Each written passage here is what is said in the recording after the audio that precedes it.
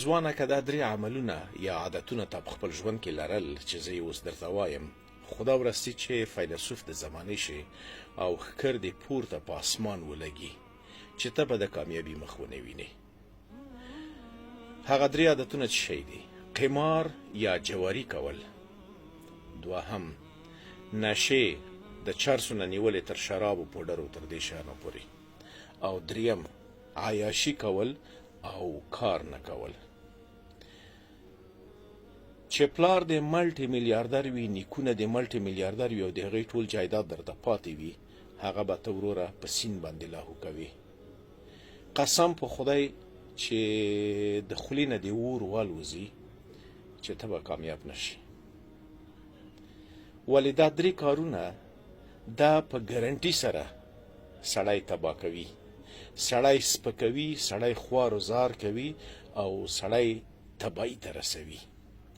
نن هم چې ته د ما د خبرې اورې، دا یو لوی فرصت د ځان دپاره وګڼه او د دې لارې نه راوګرځه، توبه وکړه. الله رب العزت په قرآن کې وایي چې لا تقنطوا من رحمت الله، د ما وایي د رحمت نه مه ناامیده کېږه او بیرته راوګرځه چې هم د عزت او هم د ابرو په ځای شي، په خپلو کې، په خپلوانو کې، په خپله فامیلي کورنۍ کې، په دوستانو کې او په هر هغه ځای کې چې ته اوسې. والله چې راونه ګرځې، دا لاره روانه د غاټ کاړنګ ته ورغورځېبه.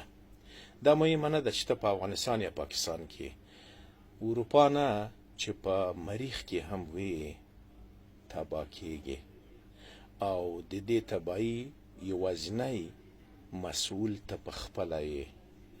او هیڅ چاته شکوې او شکایتونه هم مه کوه او چاته اوښکې هم مه تویوه، ما چاته ځان ډېر غریب ښیه چې ولا زه خو داسې تباه او برباد یم. د دې ټولو تباهیو او د بربادیو سبب ته یې چې وروره نه کار روزګار کوې، عیاشي ته کوې، نشې ته کوې، چرسو کبابونه ته وهې، قمار ته وهې، نو په تا باندې څوک ګرم دي؟ نن هم وخت ته راوګرځه. الله رب العزت په قرآن کې وایي چې لا تقنطوا من رحمت الله، د ما د رحمت نه وایي چې ما نه امیده کېږه، نو راوګرځه چې تر څو پرې هم په خپله کورنۍ کې، هم په دوستانو کې او هم په خپلوانو کې عزتمند شي. دا د تا په خپل لاس پورې ده چې ته غواړې ځان عزتمند کې او یا ځان سپک، تباه او برباد کې.